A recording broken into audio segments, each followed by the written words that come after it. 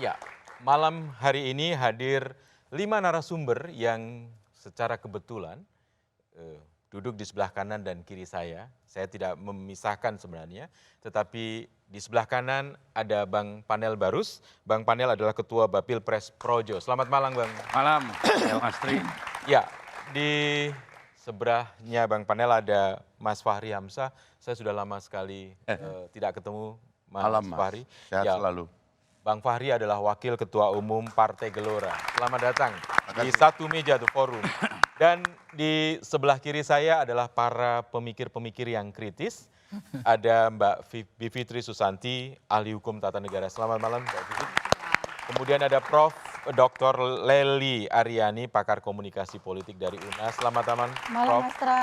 Ya, Assalamualaikum. dan di paling ujung adalah sahabat lama, sering ketemu, ada Dr. Sukidi, pemikir kebinekaan. Selamat malam. Ya, saya akan memulai perbincangan ini, dialog ini dari seorang Profesor Dr. Lely Aryani.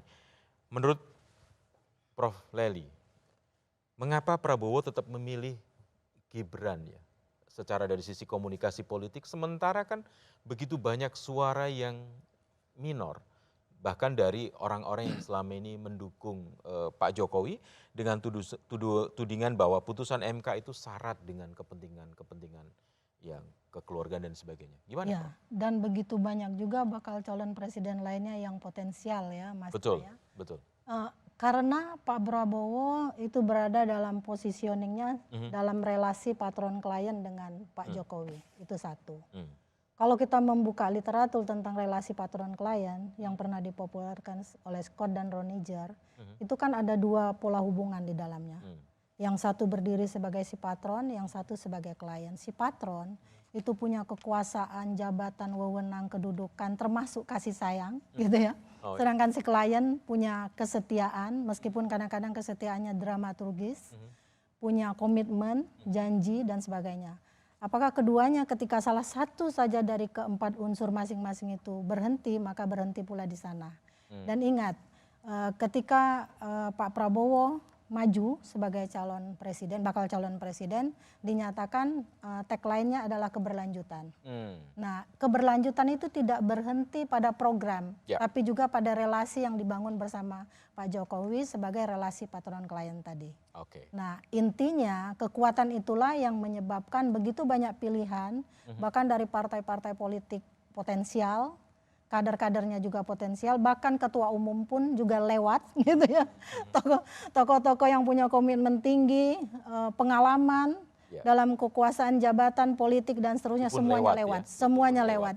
Angin lalu semuanya gitu kan. Nah, intinya seperti itu kira-kira. Ya, saya pindah ke Bang Fahri. Bang Fahri kan dikenal juga kritis pada Presiden Jokowi. Dan tadi mendengar apa yang disampaikan Prof. Lely, apakah itu juga menjadi pertimbangan Partai Gelora sehingga kemudian partai ini juga kemudian menerima begitu saja padahal dengan suara yang sangat kritis di masyarakat tentang putusan MK yang disinyalir mengakali begitu? Kritik-kritik sistemik terhadap sistem pemilu kita saya kira sudah terlalu sering kita ajukan dan memang kita berada dalam satu sistem yang tidak ideal, yang tidak memungkinkan meritokrasi politik itu berbasis kepada ideologi dan gagasan yang di-groom dalam satu partai politik, lalu itu menciptakan program janji-janji, manifesto dan seterusnya itu, lalu kemudian melahirkan kader-kader yang siap untuk mewakili gagasan partai itu untuk bertarung di ruang publik. Mekanisme itu tidak diciptakan oleh sistem kita sehingga pola pembentukannya itu apalagi dengan ditambah adanya presidential threshold 20%, maka koalisi kita sebenarnya itu dibentuk oleh kepentingan mengumpulkan tiket. Tidak ada gagasannya. Jadi kita tidak bisa menyesali karena memang kita menciptakan sistem seperti ini, ya. Koalisi perubahan misalnya, itu dasar bertemunya tidak ada. Dua partai itu masih ada menterinya, di dalam kabinet, dan dua partai yang ada menterinya dalam kabinet itu sebenarnya kalau dicurigai beroposisi kepada presiden, dia bisa mensabotase kebijakan presiden yang bisa menciptakan efek buruk kepada presiden kalau kemudian presiden dianggap akan mendukung salah satu kandidat. Itu yang buat Saya kira ini dilema kita ya. Jadi karena itu kita nggak bisa secara sederhana memandang ini apa namanya patron klien dan sebagainya, tidak bisa karena sistemnya memang tidak ideal. Ini yang menciptakan apa namanya keharusan kita untuk tetap komit kepada frame apa namanya sistem yang baik, dan kita menganggap kesementaraan problem ini adalah ya kita harus perbaiki ke depan gitu. Dan Partai Gelora melihat ada dilema itu. Tapi Mbak, saya boleh pindah ke Mbak Bivitri. Mbak Bivit, Gibran sudah resmi didaftarkan bersama dengan Pak Prabowo. Dan kemudian putusan MK juga menjadi banyak sorotan. Mungkin juga apakah menjadi pertimbangan atau tidak menjadi pertimbangan dari pencalonan ini, menurut Mbak Bivitri adalah apakah putusan MK itu cacat sehingga kemudian akan berdampak kepada proses selanjutnya? Sangat debatable ya. Maksud saya kalau cacat sangat debatable itu yang saya maksud adalah kita bisa melihat sebenarnya dengan mata telanjang bahwa memang banyak sekali masalah, terutama tentu saja kaitannya dengan benturan kepentingan. Karena kalau kita buka undang-undang kekuasaan kehakiman, yang namanya benturan kepentingan itu tidak harus antara pemohon dengan hakim. Tapi orang yang punya kepentingan terhadap perkara itu dengan hakim. Nah jadi dan kita bisa lihat di permohonan yang dimenangkan itu, permohonan nomor 90 yang Almas Saki Biru, itu namanya Gibran disebut.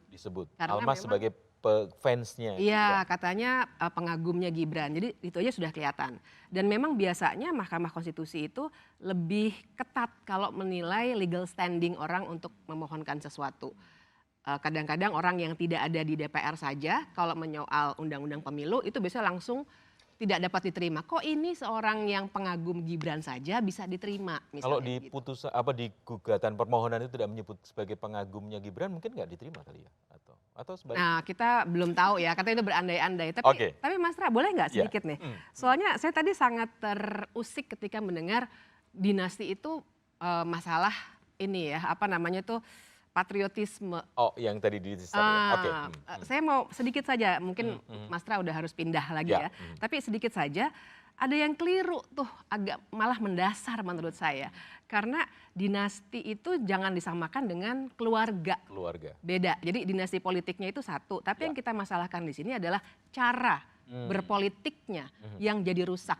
Jadi kalau Bang Fahri tadi bilang, ini sistemnya emang rusak, tapi ini yang terjadi sekarang menurut saya adalah dinasti Jokowi ini menggunakan sistem yang rusak itu tambah merusak dengan menyeret MK ke tengah pertikaian. Tambah merusak.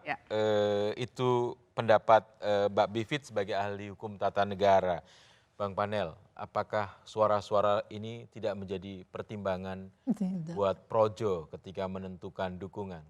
Ya, bagaimanapun putusan MK itu sudah keluar dan sah. Dia hari ini sudah menjadi pedoman dalam penyelenggaraan pemilu. Ya, saya pikir kita jangan berdebat dari aspek polemiknya saja, tapi kita lihat baik atau tidak isinya.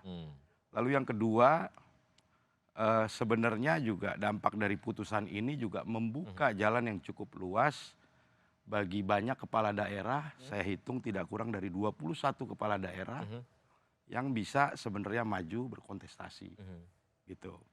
Lalu yang ketiga, kalau ditanya bagaimana ini mempengaruhi atau tidak terhadap keputusan Projo, Mas Tri, Projo itu secara organisasi memutuskan mendukung seseorang itu tanggal 14-15. Dan putusan MK ini putusnya tanggal 16, jadi kami sudah putus duluan. Sudah putuskan duluan, baru putusan MK keluar. Jadi apapun keputusan yang kami ambil itulah yang kami pegang. Seperti itu Mas Tri. Ya, oke.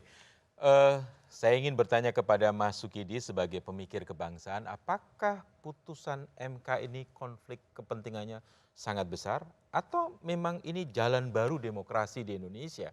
Tetapi jawaban Mas Sukidi akan disampaikan setelah jeda.